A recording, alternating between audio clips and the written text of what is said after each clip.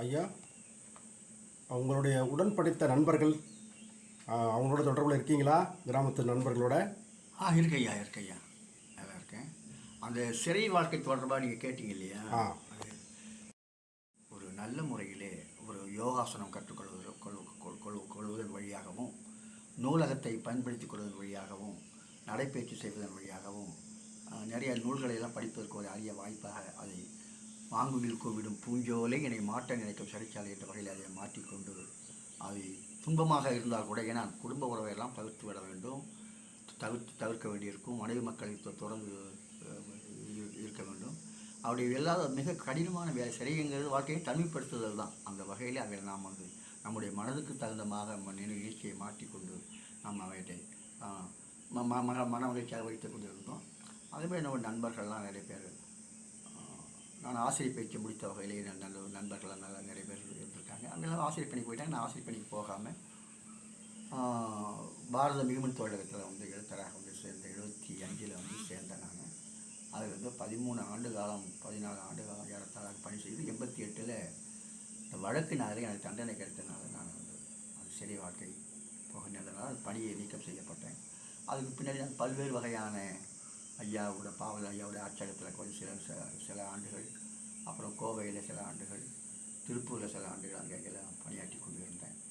அப்புறம் ஐயாவோட பணி போன பின்னாடி ஐயாவுடைய அச்சகத்தில் பணி செய்து கொண்டு இடையிடையே நான் வீட்டுக்கு வந்து விடுவது, வீட்டில் பிள்ளைகளை சரி செய்து கொண்டு திருப்பி மீண்டும் தென்மொழிக்கு போவது வருவதுமாக இருந்து கொண்டு அப்படியே இருந்தது. ஐயாவுடைய மறைவும் 1995 அமைந்து விட்டது. அது ஐயாவுடைய மறைவு பெரிய ஒரு பேரிழப்பு. அது அவர் இன்னும் நீண்ட நாட்களில் இருந்து தமிழ் மண்ணிற்கு நிறைய செய்வார்கள் என்றெல்லாம் எண்ணிக்கொண்டு சொல்ல திருமண அவருடைய மறைவானது பெரிய வருத்தமாக இருக்கிறது. நல்லது ஐயா. இப்போது ஐயாவுடைய அந்த இழப்பு என்பது ஒரு ஈடு செய்ய முடியாத இழப்பு. ஆமாம், உண்மைதான். இப்போ தமிழீழ விடுதலையில் உங்களுடைய கருத்து, அதில் உங்களுடைய பங்களிப்பு பணிகள் அப்படி ஏதாவது இருக்குங்களா ஐயா?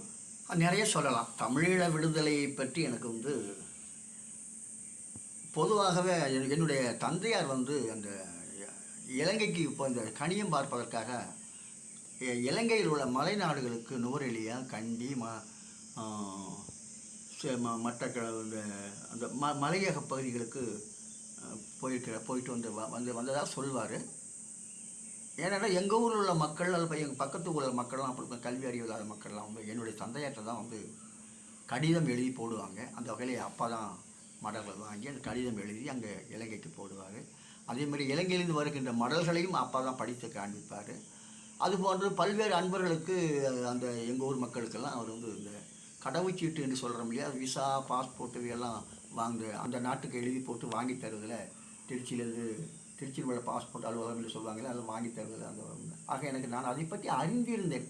2-3 முறை அவர் போயிட்டு வந்திருக்கார். போயிட்டு வந்ததெல்லாம் நமக்கு நல்லா தெரியும். ஏன்னா ஊரில் வருகின்ற பொழுது தேங்காய் எண்ணெய் டின் நிறையா கொண்டு வருவார், தேயிலை கொண்டு வருவார், இதெல்லாம் தெரியும். எப்பொழுதுமே தந்தையார் கையில் ஒரு கடிகாரம் கட்டியிருப்பார், கொடை வச்சிருப்பார், எல்லாம் பொழுது அந்த சிலோனுக்கு போயிட்டு வந்ததுனால என்கிற செய்யலாம் சொல்லுவாங்க. அந்த வகையில் அதை தெரிஞ்சிருந்தால் கூட 1970 என் திருமணத்துக்கு பின்னாடி 78-79 ஆண்டு வாக்கில் அங்கே இலங்கையில் ஒரு பெரிய ஆகஸ்ட் கலவரம் ஒன்று நடந்தது. மிகப்பெரிய கலவரம். அந்த கலவரம் முதல் மலையகத்தில் தான் அந்த கலவரம் நடந்தது. அதுக்கு பின்னாடி ஐயா அவர்கள் இலங்கைக்கு போன பொழுது திருச்சியிலிருந்து வானொலியிலிருந்து நாங்கள் அனுப்பி வைத்தோம். நாங்கள் தென்மொழி அன்பர்கள்லாம் ஒரு 10-15 பேர் சேர்ந்து ஐயாவை அனுப்பி வைத்தோம். அதே போன்று பாவலர் ஐயா அவர்கள் போனாங்க. அங்கே உள்ள ஒரு திருக்குறள் மாநாட்டிலே காப்போர் ரத்தினம் என்கிற ஒரு பாராளுமன்ற உறுப்பினர், மிக சிறந்த தமிழ் உணர்வாளர், பாராளுமன்ற உறுப்பினர், அவருடைய வேண்டுகோளுக்கிணங்க, அந்த மன்றத்தில் வேண்டுகோளுக்கிணங்க அவர் அங்கே இலங்கைக்கு சென்றது. நாங்கள் அங்கே திருச்சியிலேருந்து நாங்கள் ஐயாவை அனுப்பி வைத்தோம். சென்னையிலேருந்து வந்தார், திருச்சியிலேருந்து அனுப்பி வைத்தோம். அதே போன்று ஏறத்தாழ ஐயா ஒரு மாத காலமும் 15 நாள் காலம் சரியாக நினைவில்லை. அந்த அளவுக்கு அங்கே ஈழத்தில் நிகழ்ச்சியெல்லாம் முடித்து விட்டு மீண்டும் வருகின்ற பொழுது ஐயா அவர்களை மீண்டும் அங்கே சந்தித்தாங்க. அந்த வகையில் தான் எங்களுக்கு அந்த ஈழத்தோட அந்த இதெல்லாம் தெரிஞ்சது. அப்போ ஐயா அதெல்லாம் எழுதியிருந்தப்போ மலையக தமிழரை பற்றி அப்பொழுது யாழ்ப்பாண தமிழர் இந்த வடகிழக்கு பகுதியிலே கூட இல்லாமல் கொஞ்சம் மலையக தமிழருக்கு அவ்வளோ கொடுமை நடந்தது. அது ஐயா எழுதியிருப்பார். இலங்கை தமிழருக்கு என் கண்ணீர்னு ஒரு பாடல் எழுதியிருந்தார்.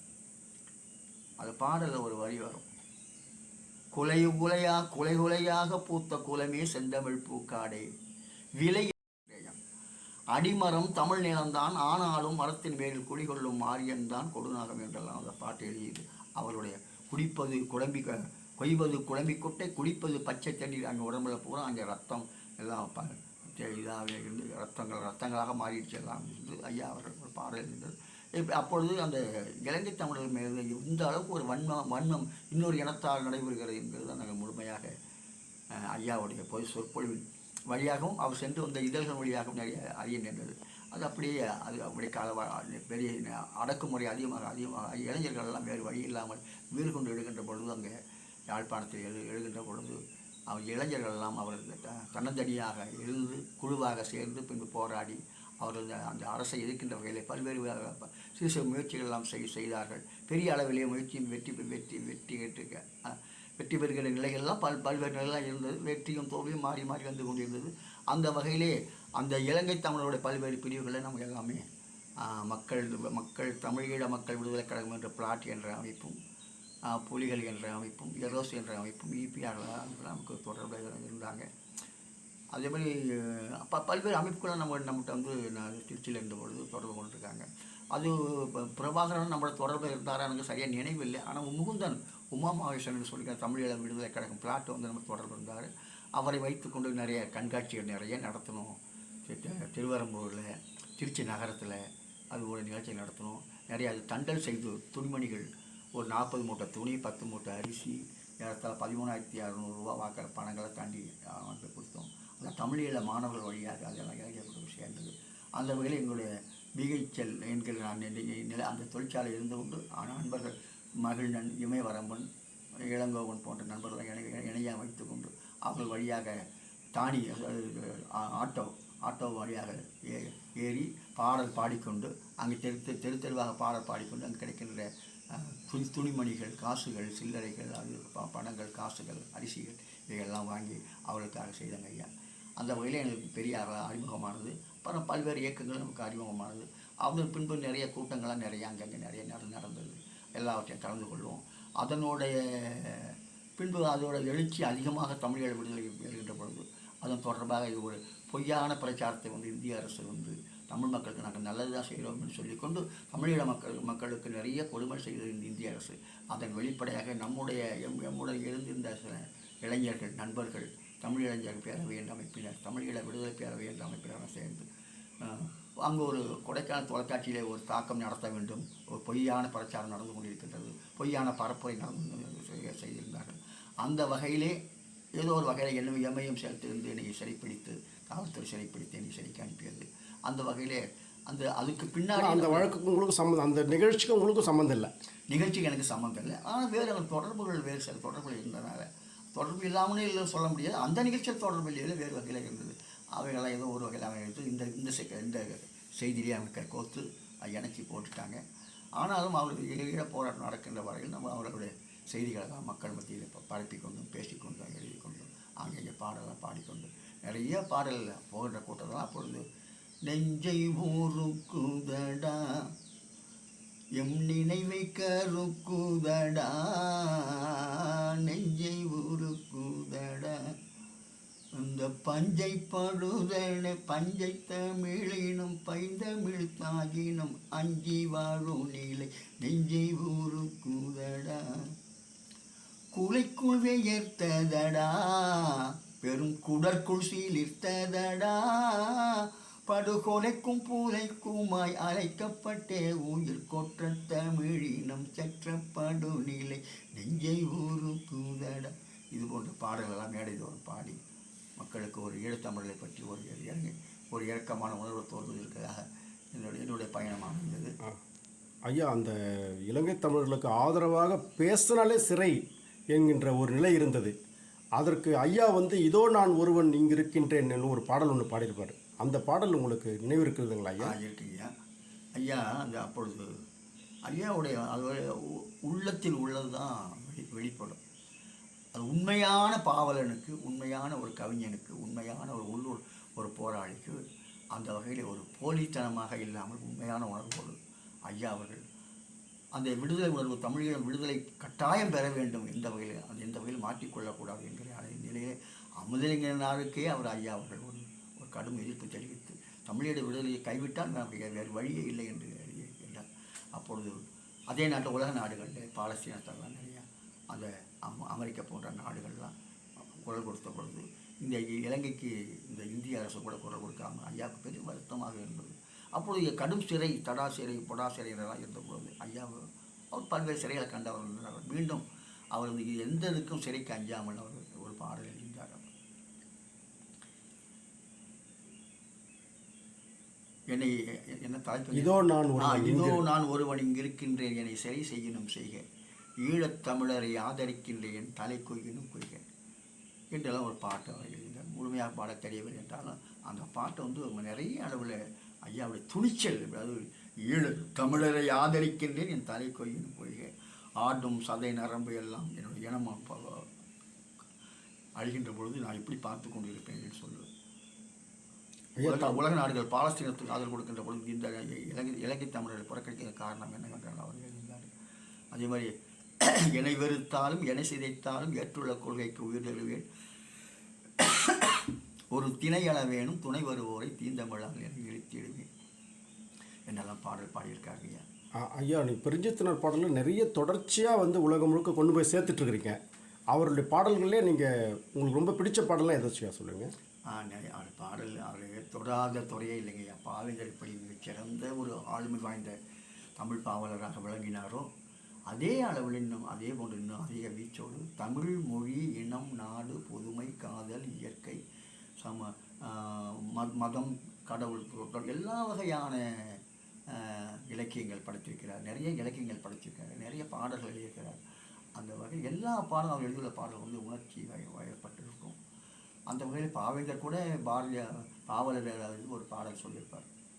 கள்ளம் எப்படி அப்படி கடுகளவும் இல்லாத நெஞ்சினார், முக்கணிகள் எப்படி அப்படி போன்ற முத்தமிழின் மேல் அன்பர், குள்ளம் எப்படி அப்படி எல்லா பெரும் கொள்கை உடையார், குறைகடல் எப்படி அப்படி குணநிறை துறை மாணிக்கினார் என்று அவருக்கு ஆகவே வந்து 20 பாவேந்தர் வந்து பாவலரை பற்றி இப்போ எழுதியிருக்காரா? ஆமாம், இவருக்கு 22 ஆகவே அவருக்கு வந்து 43 ஆகவே கூட. அப்போ அவருக்கு 63 ஆகவே 65 ஆகவே இருந்த காலம். அப்படி இருந்த காலத்தில் வந்து இவரை பற்றி பாடியிருக்கிறாரு. இவரு தான் பாவேந்தரை பற்றி தம்மனை நினையான் தமிழ் நினைந்திருந்தான், தம்மக்கள் காவான் தமிழ் காத்திருந்தான், மும்மை பொழுதும் முத்தமிழ் மொழிக்கென தம்மை தந்தான் தம் வாழ்விழந்தான் என்று பாவேந்தரை பற்றி இவரும் பாடியிருக்கார். அந்த வகையில் ஐயா தொடாத துறையிலே இல்லை.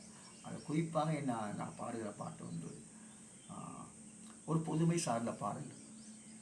உண்டன் குடும்பம், உண்டன் வாழ்க்கை, உண்டன் நலன்கள், உண்டன் வளங்கள் என்று மட்டும் வாழ்ந்து போக எண்ணி விடாதே, நீ இருந்து சென்ற கதையை மறக்க பண்ணி விடாதே, உனக்கு மட்டும் நீ உழைத்தால் உலகம் உன்னை நினைக்குமா, தனக்கு மட்டும் வாழ்ந்து செத்த தனியன் வாழ்வை மதிக்குமா, உண்டன் குடும்பம், உண்டன் வாழ்க்கை, உண்டன் நலன்கள், உண்டன் வளங்கள் என்று மட்டும் வாழ்ந்து போக எண்ணி விடாதே என்கிற பாடலும்.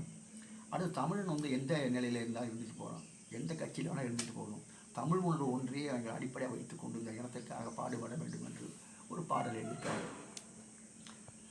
எந்த கட்சியில் நீ இருந்தாலும் இனத்தை மறந்திடாதே, தமிழா இனத்தை மறந்திடாதே, உன் சொந்த குடும்பம் தன்னை பல கருத்தால் சுட்டு பொசிக்கிடாதே, தமிழா சுட்டு பொசிக்கிடாதே, எந்த நிலத்தினில் நீ இருந்தாலும் இயல்பை மாற்றிடாதே, இனத்தின் இணைப்பை அறுத்திடாதே, உன் முந்தையர் வாழ்ந்த முதுதமிழ் நாட்டின் மொழியை மறந்திடாதே, இனத்தை மொழியாக்கிடாதே என்கிற எழுச்சி மிக்க பாடல்கள்லாம் இளைஞர்களுக்காகலாம் அவர் பாடியிருக்காரு. நிறைய காதல் பாட்டார். என்ன பாட்டெல்லாம் பார்த்தீங்கன்னா, என்னடி சொன்னாரவ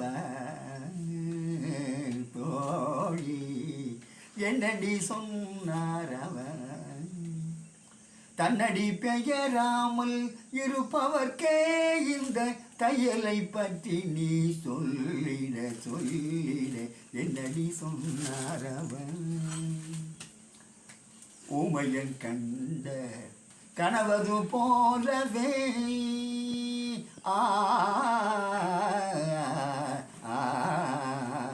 ஊமையன் கண்ட கனவது போலவே உள்ளத்தமைந்தவர் காதல் வளர்த்த பின் ஆமை விரைவது காணாதிருப்பவர்க்கு ஆயிழை மேனி குலைந்ததை சொன்னதும் என்னடி சொன்னார் அவர் என்கிற காதல் பாட்டெலாம் அங்கே கேட்க ரொம்ப பெருமைப்படுகிற மிகப்பெரிய அதெல்லாம் இளமையாக வேலை சேலத்தில் இருந்த பொழுது நாடகத்தில் ஒரு பாட்டு இருந்த பொழுது திரைப்படத்து வரைக்கும் போகலை ஐயா போகலை போயிருந்தால் இந்த வேறு வகையெல்லாம் பாடல் அவர் பாடல் இன்னும் நிறைய வீச்சாக அப்படியே வந்திருக்கும். ஆனால் தமிழுக்காக மொழிக்காக இனத்துக்கு ஒப்படைத்து கொண்டதுனால அது திரைப்படத்துறையில் போகலை. ஐயா இப்போ பாவலர் ஐயா என்று சொன்னால் அவர் பாவேந்தரின் வாரிசாக வந்தார். அதே நேரத்தில் பாவாணருடைய ஒரு உண்மையான தொண்டராக அவர் வாழ்ந்தார்.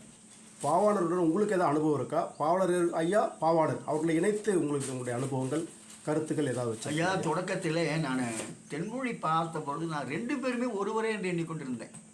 தேவனைய பாவாணரும் பாவலரும் ஒருவர் நான் சொல்ல மிக தொடக்கத்தில் 67 67 பாவாணர் படம் ஒன்று போட்டிருக்கோம். அது அவருடைய கற்றை வந்திருக்கும். பாவாணர் பாவலர் எனக்கு அப்படி ஒன்றும் வேறுபடுத்துகின்ற சிந்தனையெல்லாம் எனக்கு அப்பொழுது இல்லை. இருவர் ஒன்று. அப்புறம் தான் நாளடைவில் ஒரு 69 79 பாவலர் வேறு பாவாணர் வேறுங்கிறது அந்த சென்னை இதில் பரமக்குடி மாநாட்டில் அந்த உலகத்தமிழ் மாநாடு நடந்த பொழுது அப்பொழுது இந்த படங்கள்லாம் வெளியிட்டு இருந்தாங்க. அப்போ பாவலர் ஏறுனா யார் தாடி வச்சுருப்பாருங்கிறது, பாவாணர்னா அப்படி வேறு அப்படின்னு இவருக்கு ஆசான் அவர் என்கிற நிலையில் இருந்தது. அந்த வகையில் பாவாணரை நான் வந்து உலகத்தமிழ் கழகம் 4வது மாநாடு சென்னையில் நடைபெற்ற பொழுது அப்பொழுது ஒரு முறை பார்த்தேன். குப்பாயமெல்லாம் போட்டிருந்தார். பேச அருகில் நின்று பார்த்து கொண்டிருந்தேன். அப்படியே போய் பார்த்து கொண்டிருந்தேன். இறுதியாக அவரை வந்து மதுரை அந்த உலகத்தமிழ் மாநாட்டில் அரசு நடத்தின மாக்கோட ஆட்சி செய்த பொழுது நடந்த மாநாட்டில் அவர் உடல்நலம் குன்றி மதுரை அரசு மருத்துவமனையில் இருந்த பொழுது அவர் அந்த உயிர் வழி காற்று சிலிண்டர் அந்த ஏறிக்கொண்டிருந்த பொழுது அந்த போய் பார்த்து விட்டு வந்தேன். 2 முறை தான் இங்கே பாவாணர் பார்த்தேன். அப்போ அவரை பார்க்க வாய்ப்பு இல்லை. சரிங்க ஐயா. பெருஞ்சித்தனார் அவர்கள் வந்து நிறைய தமிழ் இன முன்னேற்றத்திற்காக தமிழ்நாடு விடுதலைக்காக எழுதியிருக்கிறார். ஆனால் அவரே ஒரு கட்டத்தில் தமிழர்களை நொந்து ஒரு பாடல் பாடியிருப்பார். அந்த பாடல் நினைவு இருக்குங்களா ஐயா? அது அவர் வாழ்க்கை குறிக்கோள் முழுவதுமே இந்த மொழி இனம் நாடு முன்னேற வேண்டும், அவர்களுக்கு இதெல்லாம் தடையாக இருக்கிற தடையை மீறி போக வேண்டும் என்ற எண்ணம் உடையவர். எதாக இருந்தாலும் எல்லாம் தடையை உடைத்து மேலே வாருங்கள் சொல்வார். ஆனால் இந்த தமிழன் அப்படி இல்லையே. தமிழன் வந்து அந்த உணர்வுக்கு ஆட்படாமல், அந்த உண்மையான இன எழுச்சிக்கு ஆட்படாமல் மழுங்கி இருக்கின்றானே என்கிற அவருக்கு ஒரு பெரிய வருத்தம் இருந்தது. ஏனென்றால் அந்த தமிழ் இனம் அறிவு பெற்ற மாநிலம், அறிவு பெற்ற மக்கள், ஆனால் இவர்கள் இப்படி அடிமையாக கிடைக்கின்றார்கள் என்று வந்து பாடியிருக்கார். ஆனாலும் அவனுக்கு நான் ஏதோ ஒரு வலியுறுத்தம் செய்து அவனை ஒரு எழுச்சி கொள்ள செய்யும் என்று ஒரு பாட்டு கூட பாடியிருக்கார். எனக்கு தெரியும் இந்த தமிழன் என்றைக்கும் உருப்பட மாட்டான் என்பது. தனக்கும் உதவான், தன்னின நன்மைக்கும் நாட்டுக்கும் உதவான், திருப்பம் இல்லாமலே சென்ற திசையிலே தேடியும் ஓடியும் தேம்பியும் திரிவான், மனக்குழப்பத்தினால் மாளினும் வாழ்வான், மற்றவர் செயலையும் நம்பவும் மாட்டான், இருப்பினும் ஒருகை பார்த்திடலாம், அவன் இழிவினில் ஒரு தோழி தீர்த்திடலாம்.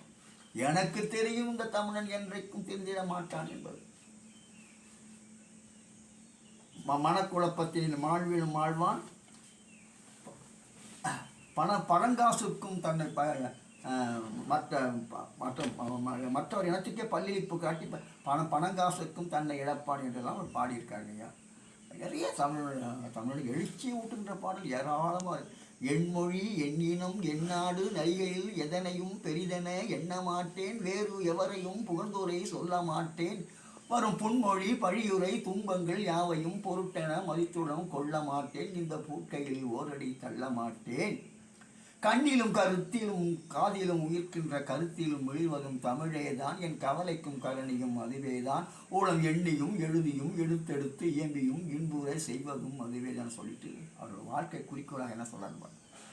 என் மொழியை எண்ணினத்தை என் நாட்டை மாற்றானிடம் இட்டுவிட்டு சோம்பிவிட உள்ளம் இசையேன், அவன் எடுத்தெறியும் காசுக்கு 2 கைகள் பிசையேன், என் தென்மொழியை கண்ணொழியை மூச்சு இருப்பை சாகுவரை தேர்ந்த உயிர் தொண்டனவை ஆட்டி வருவேன், வாழ்வு தீர்ந்து வீடின் வரை வேற்றுடலம் மாற்றி வருவேன் என்று அவர் தன்னுடைய என்னவாக அவருடைய உள்ளத்திலே ஆன்மா என்று சொல்வோமே அவர் உள்ளுணர்வாக தமிழ்நாட்டு விடுதலை, தமிழ் மக்களுடைய மறுமலர்ச்சியை தான் அவர் விரும்பினாருங்கிறது அவர் பாடல் வழியாக நிறைய பாடல்களை பாடியிருக்கார். வாழ்ந்தாலும் தமிழுக்கும் தமிழருக்கும் வாழ்வேன், வீழ்ந்தாலும் தமிழ் பொருட்டை வீழ்வேன் என்றெல்லாம் அவர் நிறைய பாடல் எழுதியிருக்காங்க. கெஞ்சுவதில்லை பிறர்பால் ஒரு பாட்டு எழுதியிருப்பாரு, அது நினைவில் இருக்குல்ல ஐயா? அந்த பாடல் தான் தென்மொழியோட ஒரு கொள்கை பாடலாக, ஒரு முகப்பு பாடலாக, ஒரு தலைப்பு பாடலாக அமைந்தது. கெஞ்சுவதில்லை பிறர்வால் அவர்சை கேட்டினுக்கும் அஞ்சுவதில்லை, மொழியையும் நாட்டையும் ஆளாமல் துஞ்சுவதில்லை, எனவே தமிழர் தோழெழுந்தால் எஞ்சுவதில்லை, உலகில் எவரும் எதிரில்லை என்ற முத்தாய்ப்பான பாடலோடு தென்மொழி அன்று தொடங்கி 1959ஆம் ஆண்டில் இன்று வரை அந்த முகப்பு பாடலோடவே தென்மொழி வந்து கொண்டிருக்கின்றது ஐயா. ஐயாவுடைய நிறைய நினைவுகளையும் அவருடைய பாடல்களையும் பாவாணரோடு அவருக்கு இருந்த தொடர்பு, பாவேந்தரோடு அவருக்கு இருந்த தொடர்பு, ஐயாவோடு உங்களுக்கு இருந்த தொடர்பு எல்லாம் மிக விரிவாக உங்களுடைய இந்த பொன்னான நேரத்தை ஒதுக்கி எங்களோட செம்முரசு இணையதளம் வாயிலாக மக்களை தமிழ் கூறும் நல்லுலகத்தை சந்திப்பதற்கு உங்களுடைய நேரத்தை ஒதுக்கியதற்கு ரொம்ப நன்றிங்க ஐயா. பாவலர் பெரியத்தனாயாருடைய நினைவை மீண்டும் நினைவுபடுத்தி எனக்கு ஒரு புத்துணர்ச்சி நான் பெறுவதற்கும் தமிழ் மக்களுக்கு ஒரு செய்திகளை சொல்வதற்காக இந்த செம்முரசு இணையத்தின் வழியாக இந்த நேர்காணலை கண்டு செய்திகளை எல்லாம் நீங்கள் மடுத்து கேட்கின்ற அளவிலே உருவாக்கி மக்களுக்கு செய்கின்ற செயல்களெல்லாம் பார்க்கின்ற பொழுது பெரிய மகிழ்ச்சியாக இருக்கின்றது. ஐயா அவர்களுக்கு மிகுந்த நன்றிங்க ஐயா. வணக்கம். மறக்காம சர்ப்ரைஸ் பண்ணுங்க. தேங்க்யூ.